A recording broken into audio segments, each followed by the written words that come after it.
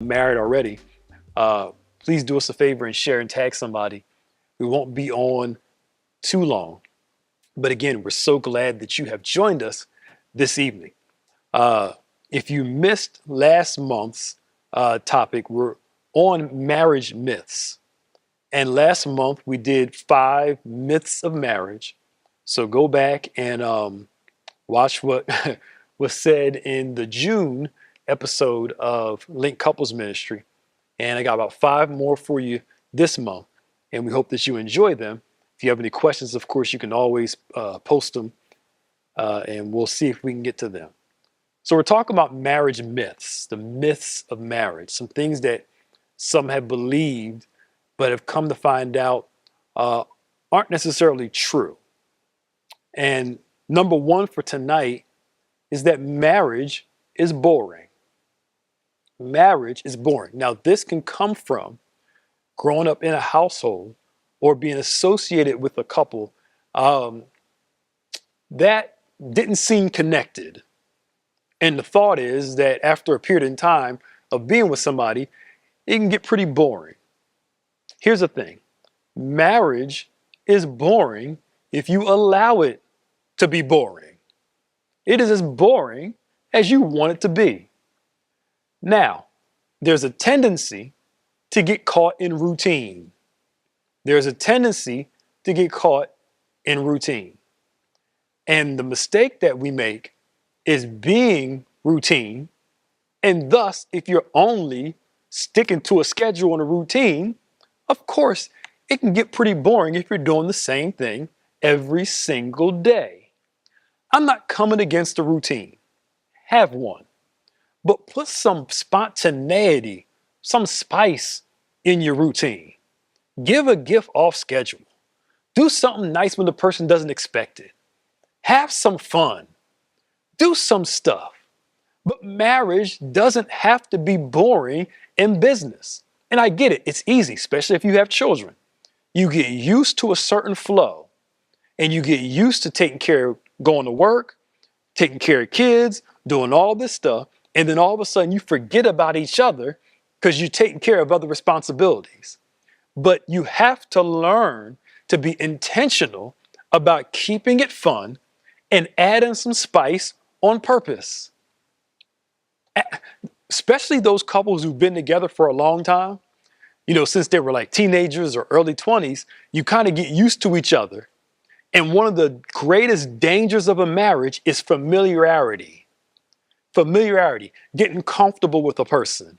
Well, this is just who they are and what they like. This is who I like. This is who I am. And you just settle for that rather than injecting some spontaneity, some life into the marriage. A preacher famously said, learn to schedule your pleasures because pain never schedules itself. Learn to schedule your pleasures because pain never schedules itself. Pain just shows up. Trouble's going to come. Issues are going to arrive. But you have to learn to schedule your fun, schedule your pleasures because pain has a tendency to just show up when it feels like it. So marriage, number one, is only as boring as you allow it to be. Learn to relax, have some fun. When you were younger, it was just doing stuff, going places, having this, then more responsibility kicked in. And I get you can't be as free as you were before, but learn to maintain some fun, some spice, interject that into your marriage. Number two, get a little sensitive here. The belief that it shouldn't be hard to feel close to your spouse. It shouldn't be hard to feel close to your spouse. Every marriage goes through a season where it feels like you're not connecting to the person. You feel disconnected in the relationship. And it feels like, watch this, it's hard to get close to this person. It feels like something's off. You're trying to do stuff with each other, but it's not clicking. You're trying to do stuff with each other, it's just not working. It's just something's missing. There's a disconnect. And it could be one person feels disconnected and the other person feels connected, or both of you can feel disconnected at the same time. So the myth is that if we're together, we should always find it easy to be close to each other and connected, but that's not always true. Sometimes we don't feel as connected to the person. My solution is, my thing is, try to locate when and what happened to cause the disconnect. Things don't happen out of nowhere oftentimes. Something happened at a certain time, and it could have been something small that started to create a disconnect. Search for the source. For example, you guys get into an argument or get into a heated discussion, and somebody says something that seems small to them, but was huge to the other person. And from that phrase that the person overlooks, the other individual was hurt or trust was broken or something happened, and the individual could start disconnecting. It could be a series of things, series of small things that lead to a disconnect. It could be a series of, again, a routine where you stop focusing on the marriage and the marriage feels like a business and it creates more of a disconnect, where you're just going through the motions of the marriage, but there's no connection. Something caused the disconnect. And you got to learn to search to see what caused it, when it happened. Because by the time you usually start feeling the disconnect, it just didn't start when you felt it. It started before it became a reality to you. It was there. It finally hit you and you realize we're not connecting. It didn't start then. It happened and it led up to a series of events finally led up to the place where you caught up with what was already a reality already. So find the source of the disconnect. Another thing that can help you when you feel disconnected is the same structure that you have during good times. You maintain that structure during the bad times. The same structure you have during the good times. You maintain that structure during the bad times. The things that you are doing when you're pleased with each other are the same things you do when times get rough. Because why? The structure will help maintain a connection during a turbulent time.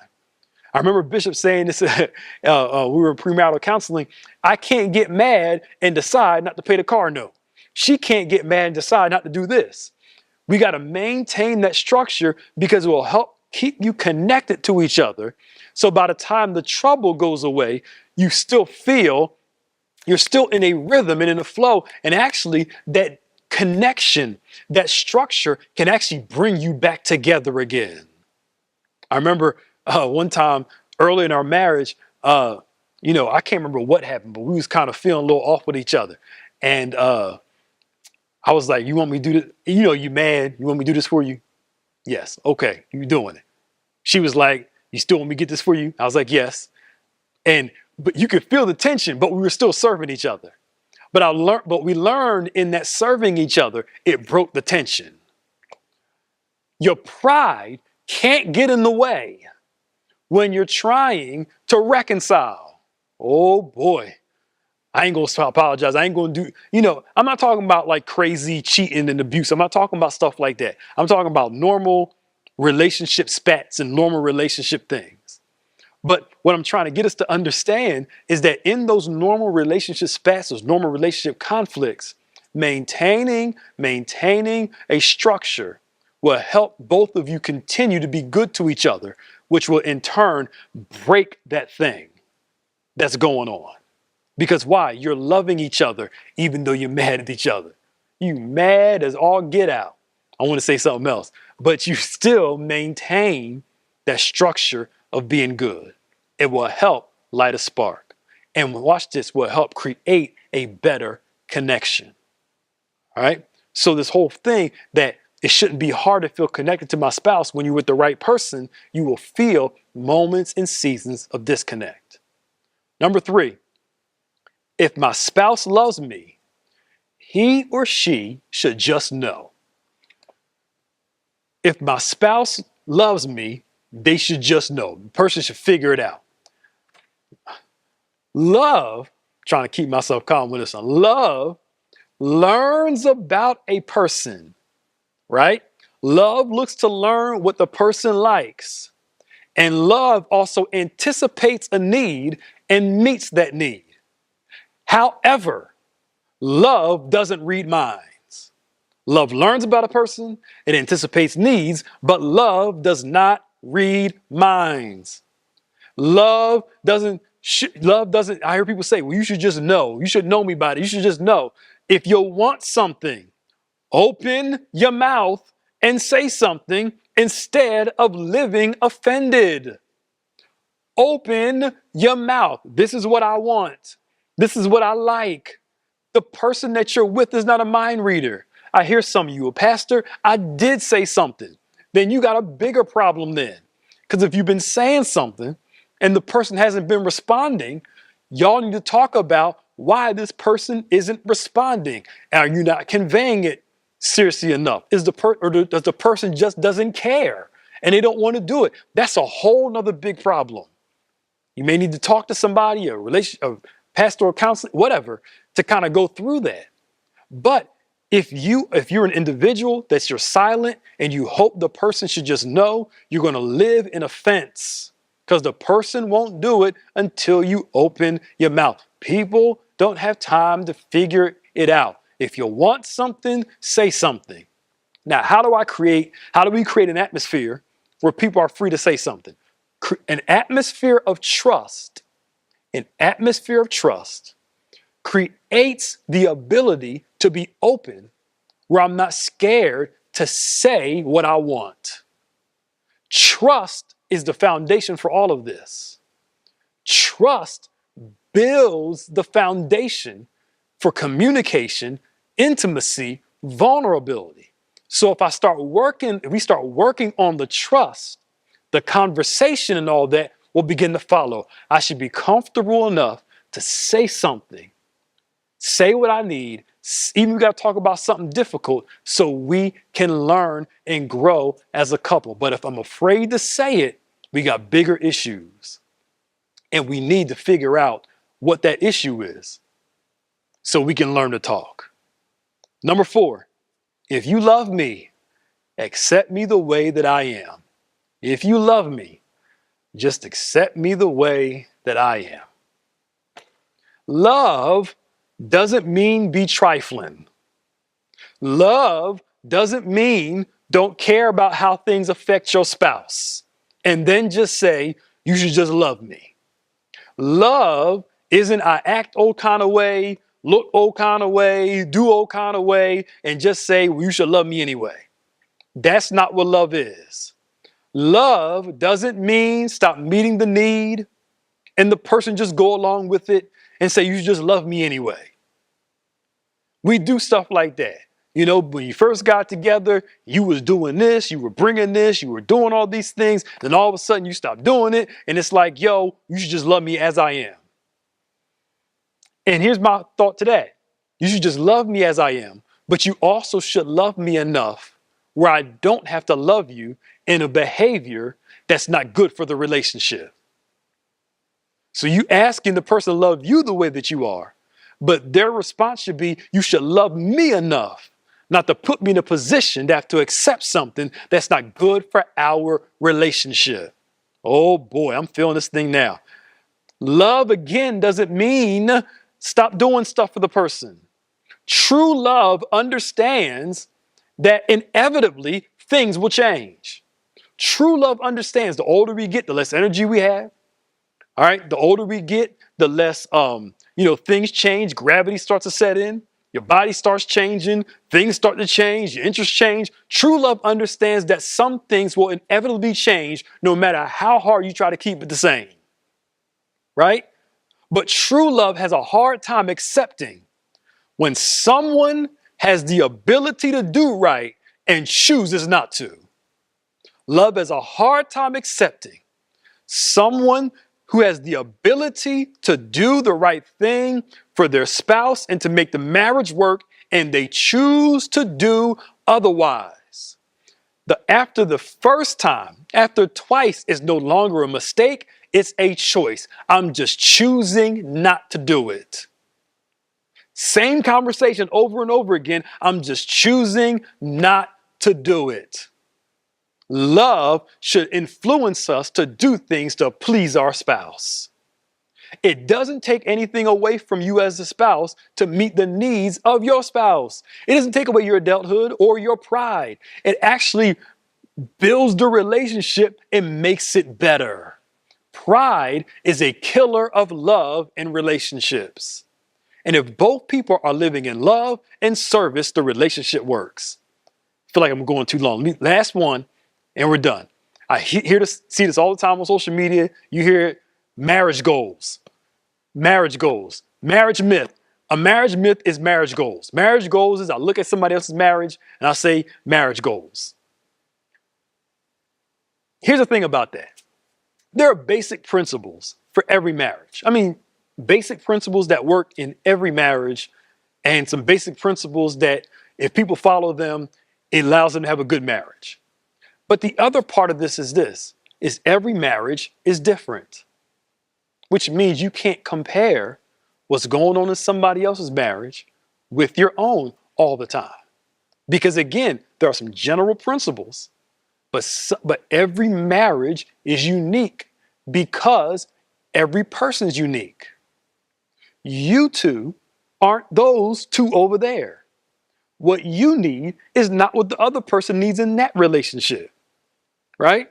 So there's a basic principles that run through every marriage, but you two need to figure out what works for you.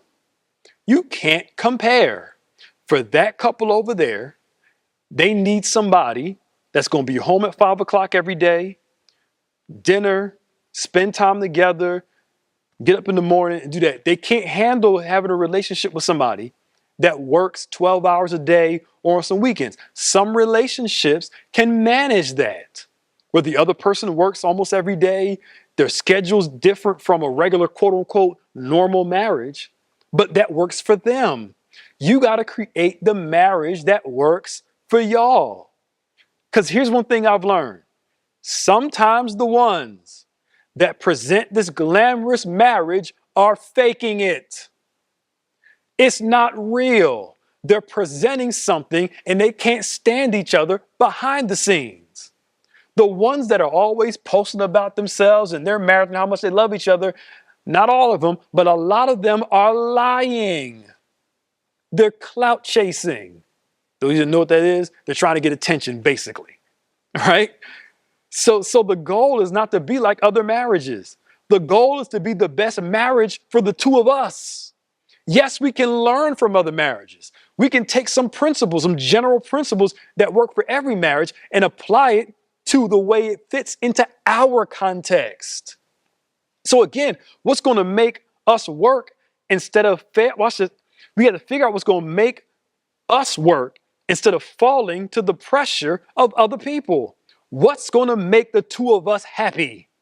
As long as what you're doing isn't sinful or unwise in the long term, do what works for your marriage. Now, this should not be sinful. It shouldn't be compromising. It shouldn't be unwise.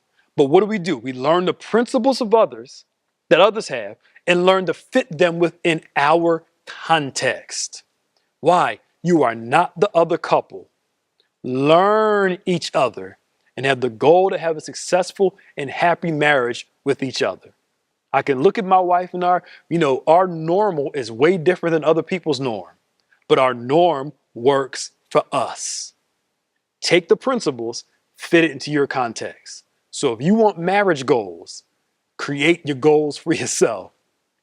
50, 60, however long, you hope to be married for, but you apply the marriage goals that works for your marriage. As long as it's not sinful and ungodly, you do that. Hope you enjoyed this today, y'all. Felt like I went through a lot today, but I'm so glad you joined us this evening. Don't forget to join us for tomorrow Bible study at 7 o'clock. We would love for you to all join us. And again, please share this with a couple. Y'all get around and talk about this. Learn from each other and see what myths you're holding on